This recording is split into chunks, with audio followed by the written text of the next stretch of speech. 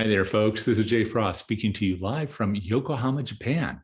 And so it's 1 a.m. here. It's noon back Eastern time, which is when we advertise this seminar. But wherever you are, whatever time it is, it's really great to have you. And as you know, I'm the host of the Philanthropy Mastermind series brought to you by DonorSearch, our friends out of Maryland, also the Eastern time zone. And they have been providing a forum to have this series with you for now since 2016. Over 500 programs with people from end to end of the spectrum of philanthropy and fundraising, and really happy to have you with us today for a session with Tammy Zonker, who will be appearing, I'm sure, with us on the screen. And there she is.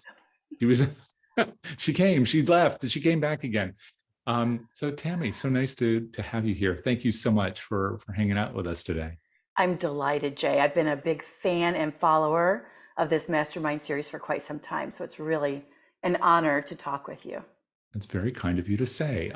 For those who don't know your work, and I think they should, but in case they don't, I want to give just a brief introduction, and then we can get into the subject at hand, which of course is the 6 steps to creating your ultimate fundraising plan to raise more money.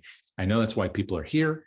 And I want to encourage people, by the way, you saw this in the slides, I'm going to say it again, to be a part of this conversation. So we have a couple ways you can do that. One is the chat. I can see already people are saying hello. So we love that. So please keep doing that. I know Tammy really appreciates engaged, involved audiences.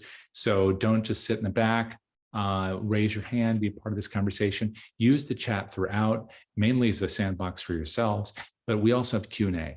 So feel free to ask questions throughout. And the great thing about Q&A is that we won't miss your questions if you post them there. So feel free to use either, but the Q&A definitely will be something we'll be monitoring very closely. And our producer, Jack, will be watching all of that throughout. So we won't miss a thing. If there's something we don't get to, of course, we can pass all those questions along to Tammy Zonker, and I don't know what she will do with us, but knowing her as I do, I suspect you'll have a great conversation with her offline afterwards today. But let me give you a little introduction as we begin. So, of course, Tammy is an internationally recognized fundraising consultant, speaker, and trainer in what she refers to as transformational philanthropy, what all philanthropy should be, but it definitely is for her. Her expertise has helped nonprofit social service organizations, private schools, colleges, universities, healthcare organizations, et cetera, raise over $500 million, including a single gift, which she may weave into the conversation or not, of $27 million, which is an amazing story. She's an AFP master trainer. She's received, along with her partner, Trent Thompson, the multi-channel campaign of the year and campaign of the year gold awards from Fundraising Success for their work. And of course, she's worked on a number of different things, including Wiley's Fundraising for Dummies, serving as adjunct faculty member at Indiana University. If I go on and on, she won't have any time to talk. So I'm going to stop and just say once again, I'm so grateful that you're hanging out with us today. And I hope that this is going to be a conversation that everyone can participate in and not be shy about it. Because you said that there are 6 steps. There are probably more like 6,000 steps, but you're boiling it down for us. So maybe a good place to start is if you can give us kind of a brief overview of that framework. Yeah, gladly. And by all means, do drop questions in the chat and in the Q&A. And Jay, help me manage those, because we want to answer every question possible. So first, I'll just say, when I've been out speaking at conferences and even working with my clients and just, in the fundraising, in the nonprofit community, I always get the question, do you have a fundraising plan template? Right? We want a template. And the truth is, it's so nuanced and so customized to your data, to your work, to the kind of nonprofit that you are. There's no template. There's no like one size fits all kind of approach. But there are 6 steps to a framework that we can easily adapt to any organization. So Jay, let me jump into those for folks. Number 1, the first step is to know your data. And as Jay alluded, there are so many sub-steps underneath that first step. So many different lenses to look at your data, and we're going to unpack a few of those today. But number one step, know your data. Number two, once you know your data, really analyze what's working and scale it. Scale what's working. Number three, look at what's not working so great and make a decision. Can we reimagine it so that it can be more productive? It can engage more people in mission focused ways. And it can be more financially, like net profit productive to help fuel the mission. Plus, identify what has no chance of being effective. Like it would be so laborious, it's so outdated, it has nothing to do with raising awareness or moving and inspiring people. And I always say, nothing happens till somebody feels something. So if it doesn't convey your mission in ways that move and inspire and ignite the imagination of those event participants, or the people who receive that direct response, or the conversations that you're having out in the community, if it doesn't do those things, we should sunset it. Mm-hmm. And then lastly, the third part of that reimagine or sunset is, if you were to make room, what's missing? What have you not gotten to? What have you not been able to scale? All right, so that's step number three. Number four, invest in innovation. This is absolutely critical. And I know that sometimes as nonprofits, we're risk averse, but we have to step into some of these innovative emerging tools, like the ChatGPT, and understanding our donor behaviors and behavior modeling and all of those things, which we're going to talk about in a bit of detail. And of course, DonorSearch is expert in this, is part of their core business. So invest in innovation. Step number five, once you've done all of that work, begin to create your ultimate plan. Budget your revenue and the expenses, or what I would say would be the investment side of the house, including people. Like, do you have the right people in the right seats with the right skill sets to execute the plan, including the new and emerging innovative tools? And then number six, you have to have a plan for accountability, performance measurement, and reporting structures, right? What do you report to the board versus the executive leadership team versus your development team, if you're fortunate to have team members? And I know some of you are like, I am the team. And you want to know what you should be reporting and measuring for yourself. So those are the 6 steps. There's a lot right there. And so that first piece, of course, is the research. Can you define that a little bit more for us? Absolutely. Well, first of all, how do your contributions compare to earned income? So if you look at all the revenue for your organization, is our financial or fundraising or charitable contributions, are they 10% of your overall income? Are they 70% of your overall income? Like what is the dependency on fundraising in your organization? That's really healthy to know, because as you want to raise more to do more. We know that fee for service and government reimbursement programs never reimburse or fund at the level of the work that needs to be done, right? There's what they pay you to do, and then what it actually takes to help a child overcome trauma or whatever your mission might be. Or maybe you're a museum or performing arts organization, you have membership fees and ticket sales, but again, that's probably 33% or less of your income. So know what role do contributions play in your overall agency income stream? And then what does your revenue portfolio look like? So if you look at the piece that is contributions, what percent come from events? What percent are grants? What percent are individual giving or bequests or corporate giving, sponsorships, things of that nature, peer-to-peer? And, I work with a lot of hospice organizations and healthcare organizations. And so again, just to underscore the point that there's no one size fits all, they have to approach memorials and tributes in a completely different way than most of us do. So looking at what does your revenue portfolio from philanthropy look like? And Where are you significantly dependent? Events, very risky. Grants, okay. Like you want to have multiple streams. I mean, just imagine. In fact, I'll share a quick case study. Jay, I resigned 2 years ago after investing 9 years as chief philanthropy officer at the Children's Center in Detroit. And even though they operated on a $27 million budget, less than 1% of their income came from charitable giving. Oh, And I had no idea.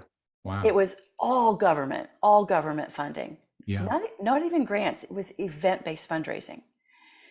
So when I came in, we were able to triple the fundraising in the first 3 years to get to 3 million in 3 years, simply by creating a more diverse, portfolio, beginning to do successful direct mail, looking at the grants program, engaging individual donors.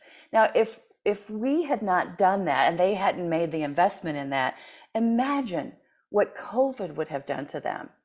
Right? So fee for service was way down because it took some time to get Medicaid to approve telehealth. And if all the other charitable giving was events and we were in complete shutdown, it's just like they would have taken hits from every direction. So again, just looking at what are the vulnerabilities of your organization based on the charitable streams, and how will they be sustainable? And now I have to ask you about that. When you're working with people wearing your consulting hat,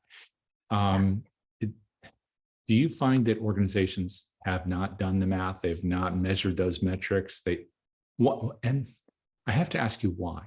Yeah. Because it seems like those things would be good to know. I mean, even if you weren't afraid of the next pandemic or the potential loss of a major government contract or whatever it is, or reimbursements, that it would just be a good thing to know. So why aren't they doing it? And then what's the easy way to get it done? Because maybe part of this is time. So how do they make an internal argument for just getting it done? Yeah, I agree with you. What I have observed, Jay, is that they are at the tyranny of the urgent, not the important. Yeah. Right. There's the event deadline, the grant application deadline. I got to get the 990. Oh, it's time for the audit. Oh, the monthly reconciliation, which are all always have urgent deadlines. And so and I'm not saying those aren't important, but the other important work, like the analytics, like reflective time, digging into your data and seeing the story that it tells you, that is just priceless. And it absolutely should inform strategy. And I think it's the time. And how do we address that? Well, I think a couple ways. I mean, the good old fashioned time blocking, right? Literally block your calendar, make yourself unavailable and say, we are doing analytics to inform our upcoming strategy. We want to, set some big, hairy, audacious goals. We want to do our best work. And to do that, we need to look at our data, and that's going to take some uninterrupted time. So I think that's one thing. And I would say too that, especially during the summer hours, as we're approaching summer, you can recruit interns to help do some of this analytics. Finance majors, macro social workers, they love this.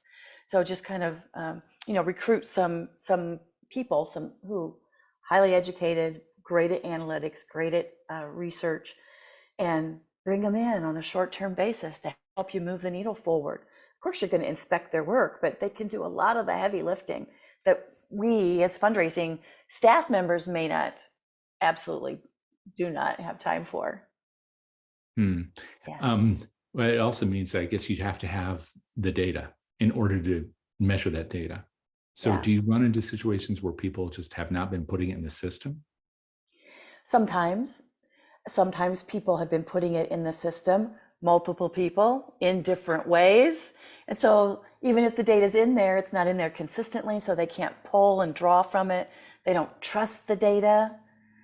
So in those cases, we have to have a data cleanup initiative, right? But maybe we just look at what we can trust. Let's just look at last year. Let's just look at the data that you lived through, Right. not necessarily the data that someone else beforehand, and create a benchmark and go from there. I Right. mean, it's not a fix for, doing the work to get the data integrity back in your system, but that can be a huge undertaking that you may not have time for.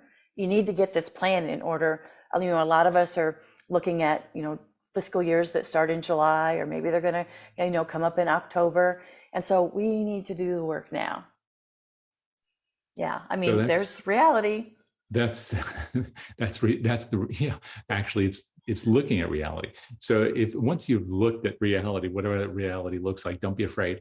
Then we go on to step number 2. And if you know what I did, I wrote down steps number 1, 4, 5, and 6. So I'm now going to have to ask you to repeat steps 2 and 3. So step Okay. 2 is again. So I'll just say under 1, know your data. Yes. Yes, we're looking at revenue streams and where they come from. Mhm. We're also looking at cost per dollar raised. We're looking at retention rates through lots of different lenses. Number 2 is enhance or scale what's working. Right? So look at what is performing and how could we put more energy into that to make it even more successful. Mhm. Right? What could we even tweak or bring some new technology to, let's like go with our strengths. You would think that that would be pretty straightforward once you had the data, right? That we saw that more money was being made here and less money was being made there. The cost to do this was more or less than the cost to do that. But there must also be other things at work, like people's vested interests, or whether it's in people in a portfolio, if they're a major gift officer, or even the president of an institution who says, no, but I really love doing this. And we run into that all the time with special events. Yes. People are just tied to that golf event. It has to happen, or that big gala every year. So as you think about this issue, one part is the reality of the data, but another is how we interpret it and what we think, what it means and what we want to do with that information. So how do you work with people to Yeah. understand what to do? Yeah. I mean, there can be, you have to have those truth-telling conversations. Mhm. Like, there can be attachments to the golf outing, to the wine event. And I always say, no one loves more wine more than me. But if you do the math and you say, oh my gosh, like we're barely breaking even on direct costs, and you factor in all the labor that it took from staff and volunteers, we're at a net loss.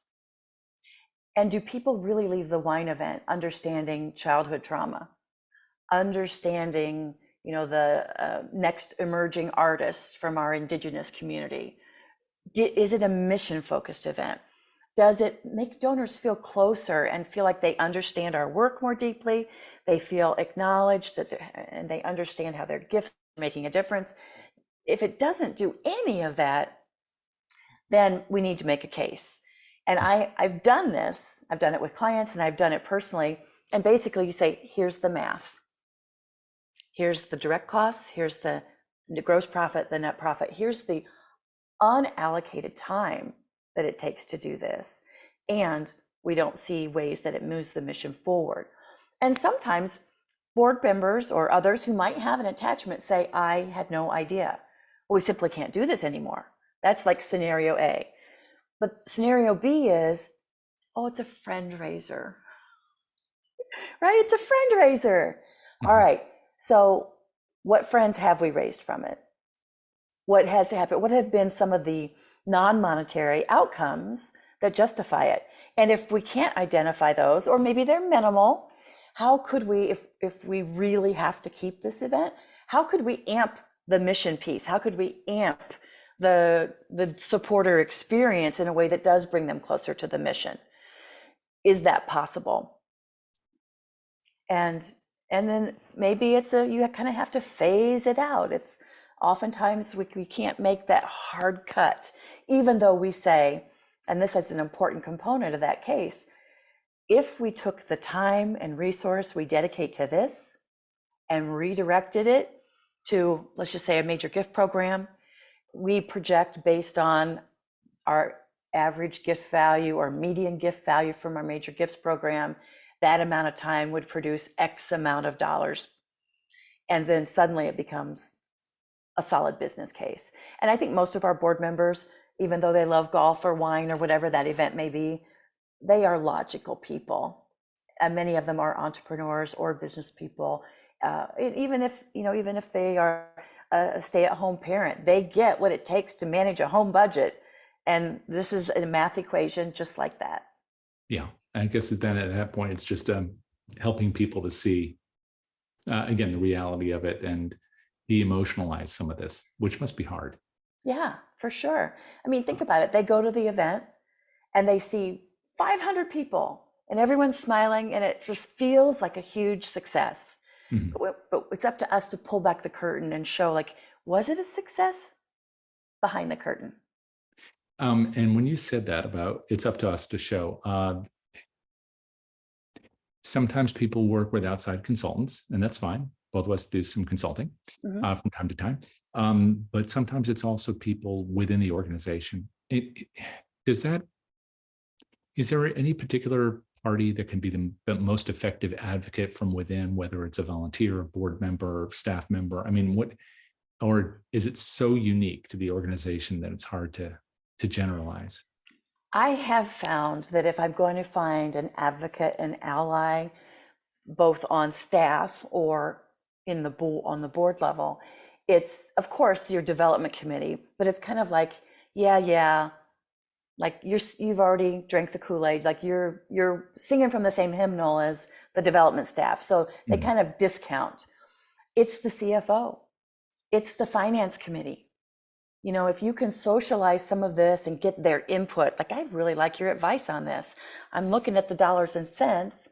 We've tried this, we've tried that, we've tried this, and it still doesn't really produce the kind of revenue or donor engagement that we'd like. We just don't think there's a future for this. What do you think? Oh, we're of like mind. So Yeah. we're going to present this to the board. I'd really like your support on that. That data must be pretty persuasive when it comes from them. Yeah. It's not as if they're going and reporting to the board and the staff all the time, except when there's an annual audit. But those numbers are serious when they come from those folks. Thank you. There's a lot of people who can be involved in this, but they're a pretty dispassionate party. Yeah. Yeah. And I know speaking of acknowledging people, which you said in your response here a few minutes ago, we do have several comments in the chat, and I am noticing those. I know we want to weave that in, so we're not ignoring you. Please do continue to put those things in. For example, there was a question about, do you budget for bad debt? And I thought maybe we'd get to that when you were talking about the creating of the plan. But of course, Tammy, whenever you want to tackle these things, do. But that's what I thought would be a natural fit. It's totally a natural fit there. But I would let me just answer it because it's a quick answer. Go ahead, please. Yeah, yes. But budget for bad debt. In fact, your auditors are probably going to say, like, if you take multi-year pledges, not like recurring giving, but multi-year pledges, they're probably, especially post-pandemic, going to encourage you to budget for 15, maybe even 20% write-offs. Now, if we don't write that off, yay, it goes right to our bottom line. But yeah, definitely budget for bad debt. Budget for credit card fees. Like, you've got to look at what your actual expenses were from prior years and expect those expenses and plan for them, because you're all about the net revenue. You can gross revenue and, celebrate. We can gross revenue, even the Giving USA data that says, oh, charitable giving in the US continues to go up, up, up. Right. But when you read info from the Giving USA report, if you look at the AFP Fundraising Effectiveness Project, and if you read the Generosity Crisis, which was co-authored by Nathan Chappell from DonorSearch, as well as Brian Crimmins and Michael Ashley. It's not co-authored then, is it tri-authored? I don't know. It's still co-authored, multiple authors, co-authored. And they really talk about pulling the curtain back. Yes, revenue has continued to increase, mostly because of mega donors. Right. And if you look at gifts of $500 and below, there is a steep decline. In fact, it's been a decline in US household giving for 8 quarters. What is that, 2 years? And so it's US household giving has dropped now to less than half. I think it's 46% of US households give. Yeah. And Nathan and Brian and Michael project, if we continue to decline at the rate of household giving declines that's currently in place, US household giving could be single digits in 40 years. Yeah, in fact, this topic is so big. We've had other sessions tackling this directly, and maybe we can give links to those in the recording of this session. But there's also a bill now that's being introduced in Congress to try and address that as well. So this is huge, and actually gets to the heart of another comment that was here in the chat, which is about ROI ranges. And so you were alluding to that right here again with the, getting the data and then interpreting the data. And that's what is the best or a most realistic ROI range for donated dollars to justify the expenses. Maybe that's also very individualized, but do you have thoughts on how to do that?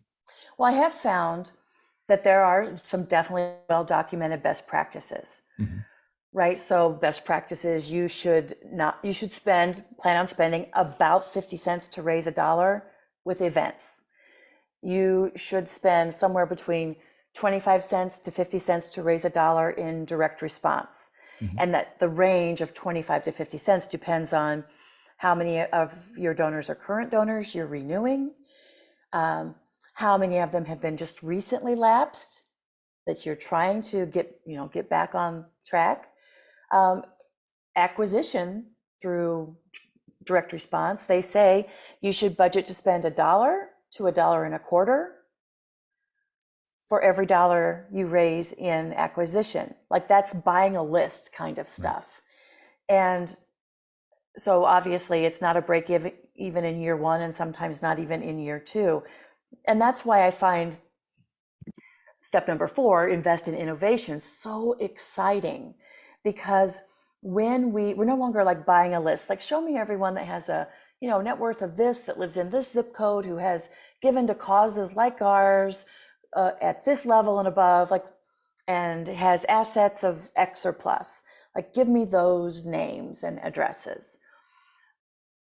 And then we mail to them, right? I mean, we can't get their email address, or even if we could, we can't spam them. There's laws against that.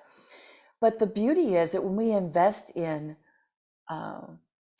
innovation around prospect research, we can get much more qualified, much more better leads that produce a higher return on investment out of those kinds of innovations. So just to go back to the original question before I chased that rabbit down the rabbit hole, and they say, you should budget maybe 5 to 10 cents for to raise a dollar for grants and major gifts, mostly because you're paying for maybe a grant subscription, or you're doing some donor engagement, maybe a reception of some sort.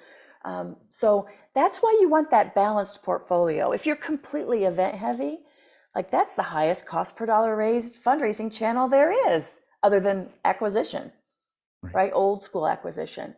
So I probably over answered that question, David. I don't think you can ever over answer that, because there were 2 people in the chat and in the Q&A asking about it. It's something we hear, I know, every single year, and it probably speaks to where people are coming from, what's going on with their own organizations, the struggles they're having in trying to get people to focus on things that bring a greater return while not forgetting all the people who love the mission.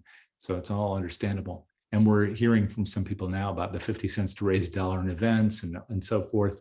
It's pretty mind-numbing. And as you said, with Giving USA, it's clear the major gifts have this really terrific ROI, but you have to know the people in order to and develop those relationships of trust before you can ask them for that kind of gift, which you've done very successfully. So I know you can take us there, but what's number 3? Number 3 is reimagine what's not currently working, or sunset it, and then identify what's missing. Like, maybe you've really never launched your planned or your legacy giving program. It's been back burner, it keeps getting pushed off the priority list. Or maybe you haven't started a monthly giving program yet, and you desperately want to, which I would encourage you to do. I mean, I think that's a foundational cornerstone for so many reasons. Yeah. Yeah. So it's either going to work, it's going to meet the goals, financial and relational goals, or we should morph it to meet the financial and relational goals, or we should get rid of it.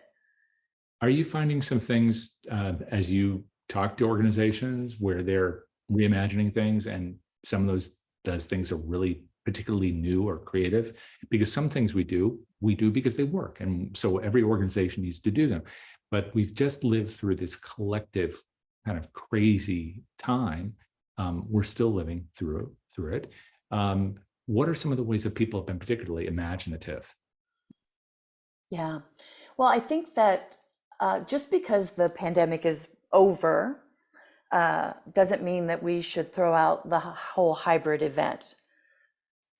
I most recently had the Swaim strategies from Portland, Kristen Steele and Samantha Swaim, on my podcast, and they talked about the role that, and they are event strategists, and they talked about the role that hybrid events play and how to really maximize them in a post-pandemic world to elevate and to reimagine. So I think there's some real opportunity there for us.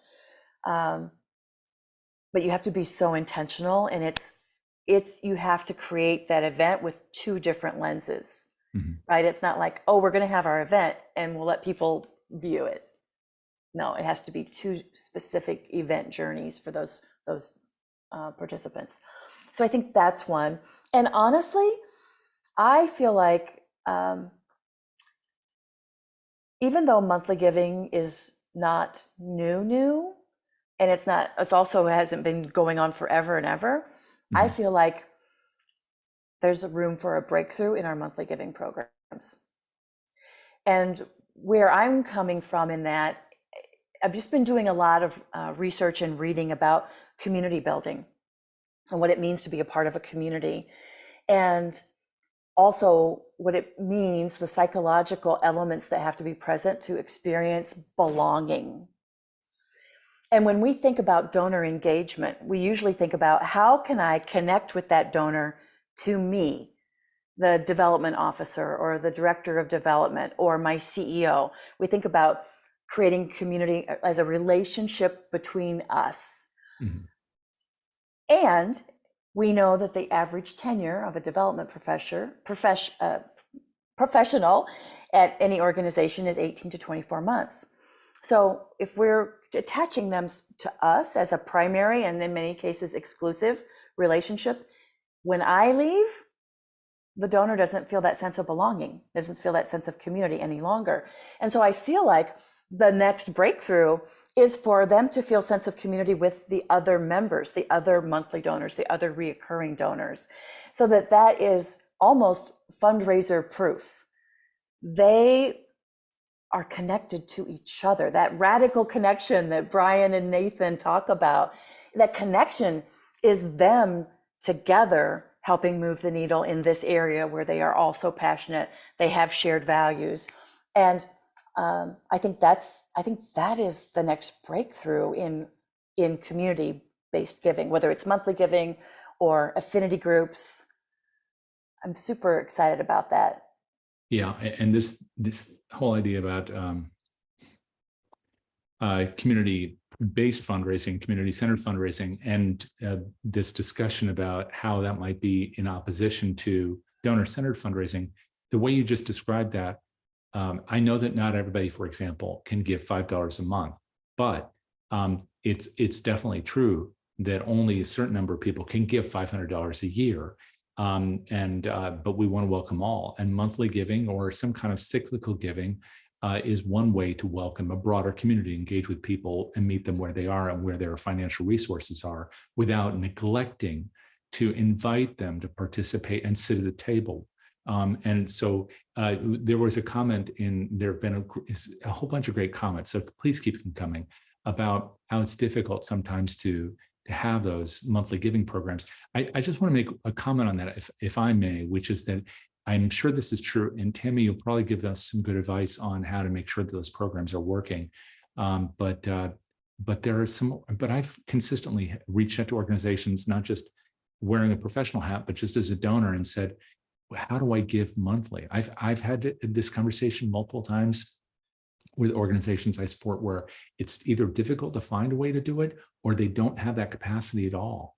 And I mean, these are organizations I care about, including one of our professional associations, where I've been harping about this to the point where I'm surprised they take my phone calls anymore. But do you have thoughts on how to make that easier, both for the organization to implement, as well as attractive for donors to come in and be able to support on a regular or cyclical basis? Yeah, this is part of your data-informed strategy. I mean, we know that the typical annual fund gift, I think, is $128 a year. Right. Something like that. Yeah. We know that the average monthly gift is $52. So, And so that's almost over $600, right? So this is a really clear return on investment. Right. And it's not just that, the immediate acquisition of monthly donors. It's the fact that the average donor retention of a monthly donor is 7 years. Right. Right? Compared to, what is it now? 46% is the average US donor retention rate. Less than 19% retention of first-time donors. So that's an investment that not only yields like year one multiplier, like over 4 times the gift value, but long-term in terms of lifetime value and building that pipeline to potentially leadership level giving or major gifts. And even if it doesn't ascend to major gifts, we know that monthly givers are far more likely. They are the likeliest group of donors to leave you in their estate plans. Yes, I'm so glad you said that, because sometimes we do things because we saw that last year something worked or didn't work. So at least we have the data, the way you've described this in your 6 steps to make those decisions. If you have better data over time, maybe you can longitudinally, you can make even better decisions, maybe a few years out. But what you just talked about is an investment in a relationship that's different. And it's so bountiful, both for the donors and for our organizations. We're talking about big money. And maybe more importantly, people will be able to put their hearts into our work. Yes. And maybe we would even feel more heartened in our work. Right. If we weren't feeling constantly beaten up by our donor retention rate, or making the budget, or doing this thing that we know isn't the right thing to do for our organization. Right. Like the event where we're spending 70 cents to raise $1. Right. And I know that it ends up making us talk to our supporters a little more transactionally when we think that way. If it's very much like this urgency, the urgency of today, we got to get our $7 or else we're going to fail. Well, that's a horrible way to have to live for us and for our donors. So I know you've just covered a lot there. And now we're talking about innovation. I guess we've kind of bled into innovation a little bit. Can you talk more about that? Yeah, for sure. So on the innovation piece, I'm talking about investing in like prospect research, right? I think that especially for human service organizations where I've spent most of my career, as I now as a consultant work with hospital foundations and universities and colleges and bigger organizations also, I find that for them, it's like postage, check, prospect research, check. Like they know they have to invest in it, both from a staffing and from a subscription or innovation tools. But for the rest of us, we're like, we don't even really think about prospect research other than here I have this list of individual donors in my portfolio and I'm going to Google them, right? I'm going to see what I can find on my own. And that truly is like, it's better than not Googling them, but it's still like trying to, find a needle in a haystack. Yeah. And now with these prospect research tools that are available, either by subscription or, even like with DonorSearch, you can upload your database, you can have analytics done, the behavioral modeling and machine learning, really tracking of the donors that we engage with, Who clicks on the e-newsletter? Which articles? What's the open rate? Of all the appeals that we send to them in the mail and via email, which ones do they give to? And suddenly we can get a lot more intentional and strategic about what we promote, what are even our gift strings, the impact statements are the things that people care about the most, or the things that this segment of donors care about the most. We can get real intentional about, gosh, this group of donors never give to an appeal until year end. This group of donors always give, almost always, more likely to give after April 15th, when they know their tax situation, right? And so we can suddenly get really strategic, raise more money because we're giving the donors what they want, when they want it, for the right project at the right time. And we can save money because we're not mailing to people who just never give to that particular time of year. Right. Yeah. This is funny because there are inevitably two personalities in every office. And one personality is, hey, we just can't spend this money for whatever reason. It's hard for some people to want to spend. Yeah. And then for the other people, it's all about how much is going to be coming in. So if there is, it sounds like you've definitely seen evidence that by investing in some kind of research tool, DonorSearch isn't the only one. We love them. We would not be here talking if it were not for them. Yeah. They have great tools and services. But whatever it is that we do, as you said, even if it's just Googling, although I hope it's not just that. Plus, whatever we do, it's something that feeds this cycle.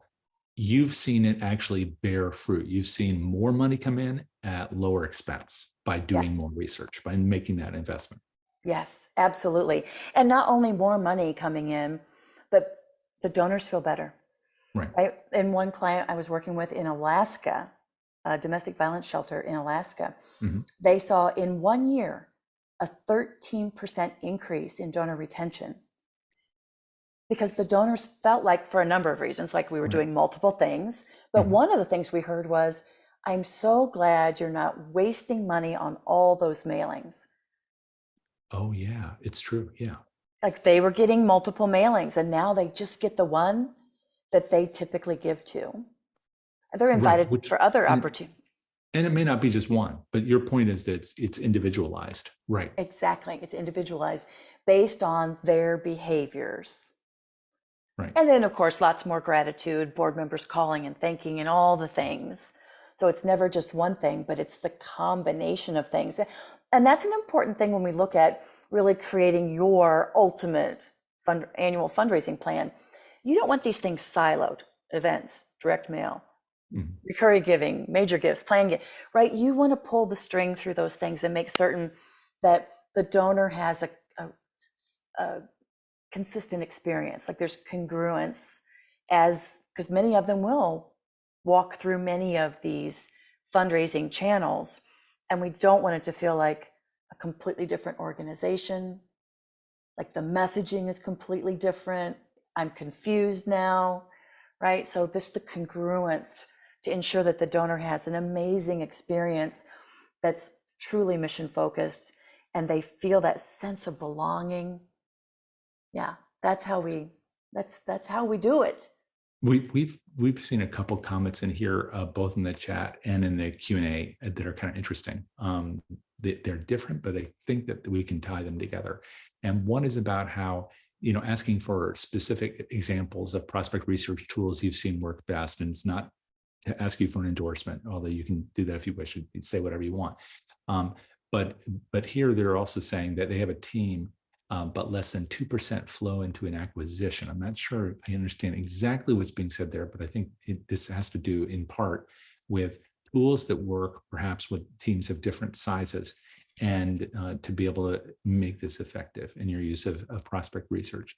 But there's another one that came in through the Q&A, which is about managing then the donors. And I do see a way to tie these things together. I'm sure you do.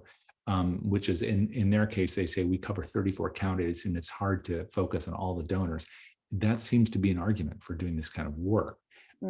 But how do you have that conversation? How can research tools specifically help us to focus in on the people where there's most productivity while not ignoring everybody else? Is this a job for AI, or is this something people can do in the absence of, like, all the bells and whistles and a huge budget?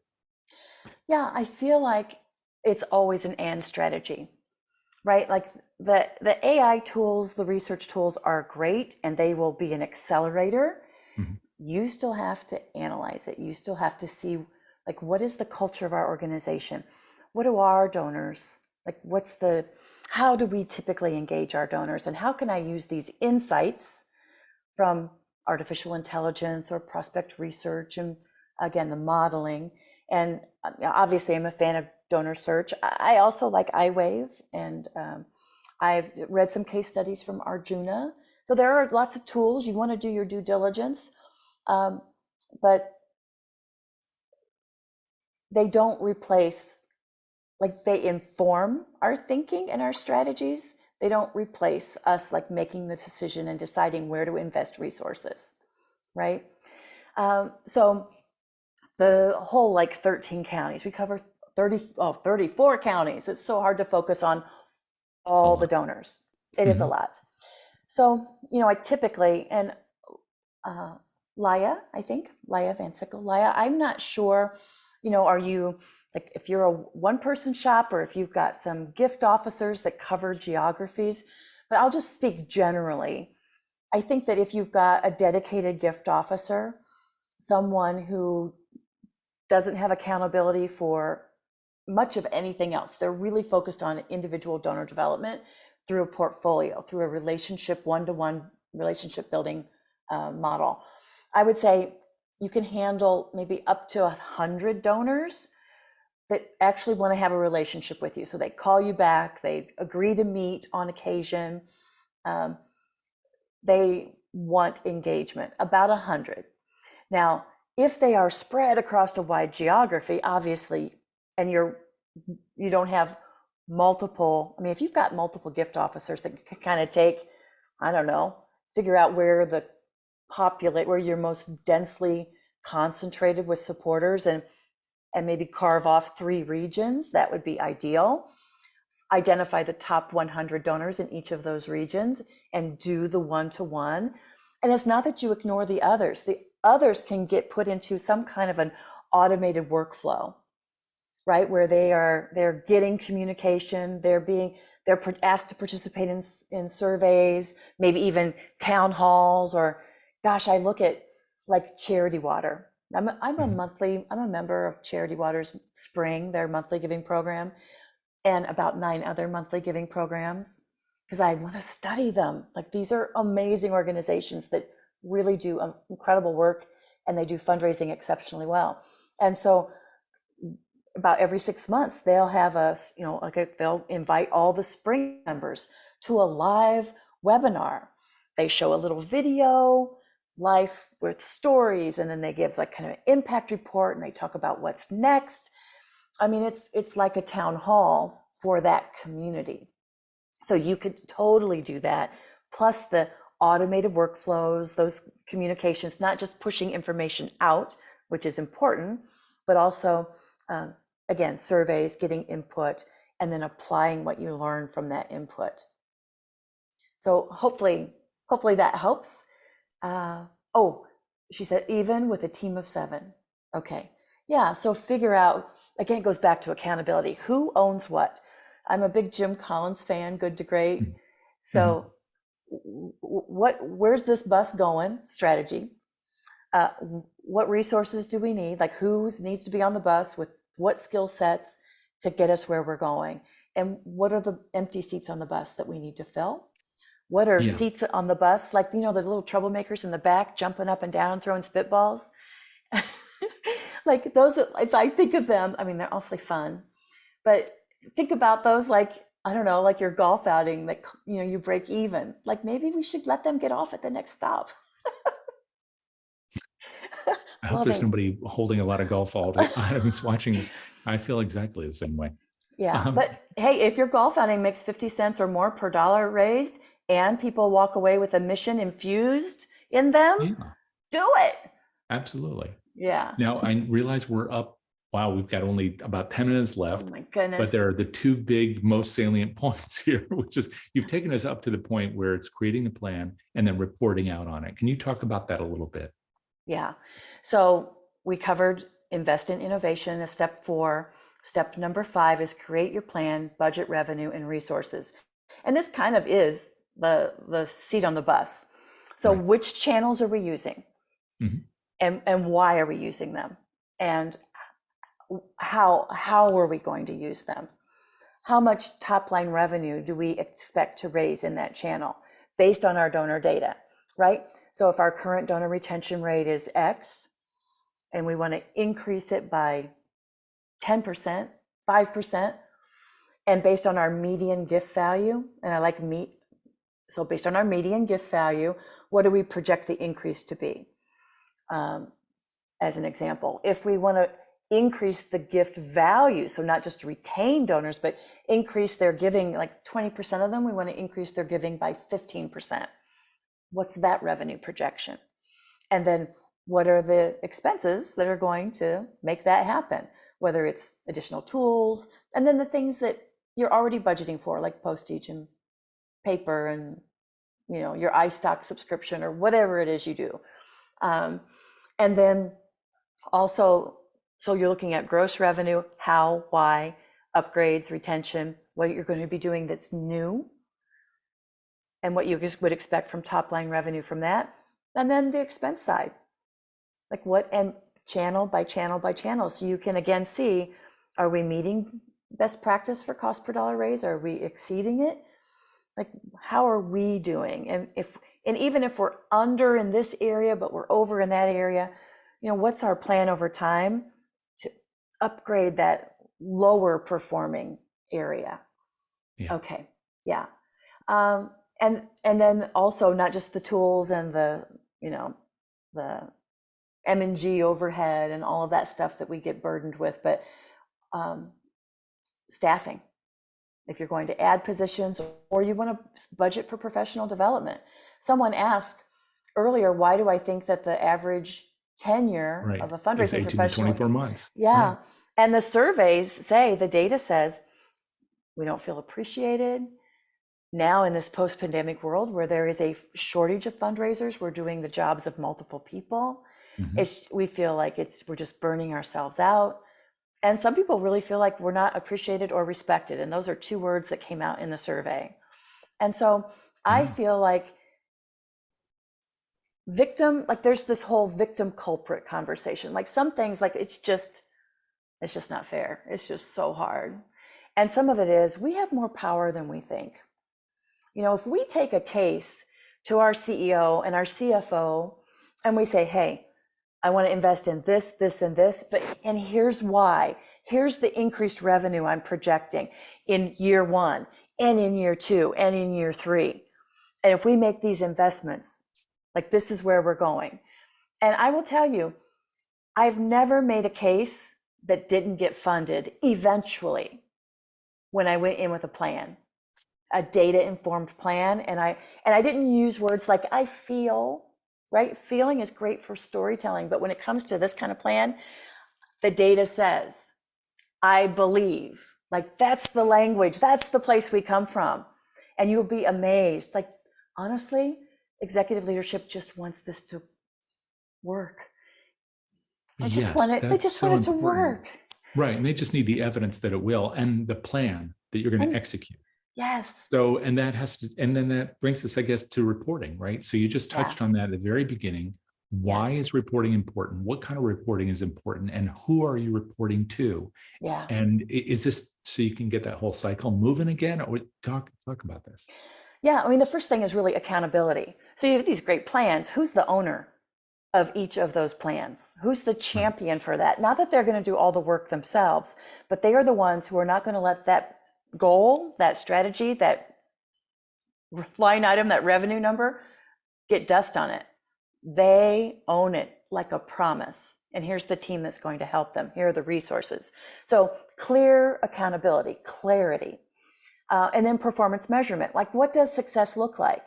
We don't want to wait till we're at the end of that campaign to know, did we win or did we lose? We want to have some KPIs. like success looks like X amount of solicitations went out. We had X amount of open rates. We had incorporated stories. We had, bi-monthly newsletters that went out with a click-through rate, an open rate, and a click-through rate of X. And then reporting. Reporting is different, right? For the board, they want high level, and maybe you're prepared to do drill down as a Q&A. Executive leadership probably wants a few more details. They care more about the net, right? The gross, the net revenue and the gross, and what is the net profit? What's happening with staffing? Are your projections and your pledge payments coming in on the schedule you anticipated? Because they're managing cash flow. Like, yeah, meeting the year-end goal is great, but I got to make payroll every other week, right? And hopefully none of us are in that kind of a cash-strapped situation, but that's that mindset in the nonprofit space. So we have to speak to it. And then the reporting that you would do to your team on Monday mornings or whenever you would have your team meetings, the prospect review that you would have and the reporting you would have with your major gift officers or development officers. So figure out who are those key constituents, what information do they need to take action or to know that you're on track. What do they need for each of those key constituents? When do they need it? How do they want to see it?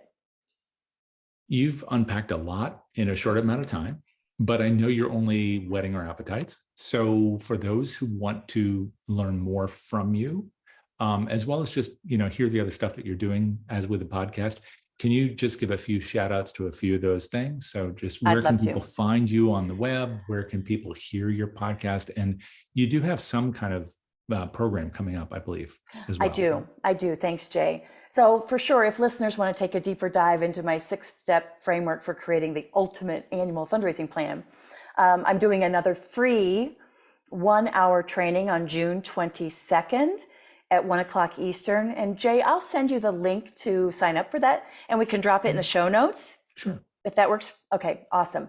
So that's one thing. And we are leading up to a 6-week masterclass on creating this robust plan. So you'll learn more about that at the end of that free training on June 22nd.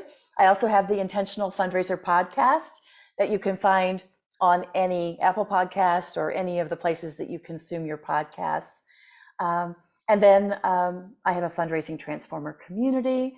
You can find out a whole bunch more about the work I do at fundraisingtransformed.com. And we got another request about the podcast again. So I'll just say that you're welcome to say it again, of course, Tammy, but we'll also make sure it's included in the show notes. Awesome. The Intentional Fundraiser podcast. You can find that very easily. And you can find Tammy pretty easily out there doing great work. So I hope you'll look for her and her trainings, whether they're online or see her speaking somewhere. And I know you just finished another thing with the Institute. So a lot of different things that you're doing out there. Thank you so much for this, Tammy. We really do appreciate you. And it's been great having you here, just kind of digesting a really important topic in a very translatable way in the space of less than an hour. So thank you. Yeah, my pleasure. Thank you all. And I also want to thank everybody for hanging out with us right now, and invite you to join us again tomorrow, which will be our last live broadcast for a couple of weeks as I cross the Pacific to come back to North America. So during that time, I know we'll release another episode of the podcast, and please do check that out. And that comes out weekly, except for this 2-week interval, with interesting guests. I'm sure you'll appreciate that. And also some other recordings that'll be coming up immediately afterwards. But tomorrow we have a session with Tim Wilson that I'm sure you won't want to miss. So please join us for that. That's tomorrow at noon Eastern. So with that, thank you all very much. We appreciate having you here. It's been great having you, Tammy, and we'll look forward to seeing you next time. Till then, take care. Bye. Bye, everyone.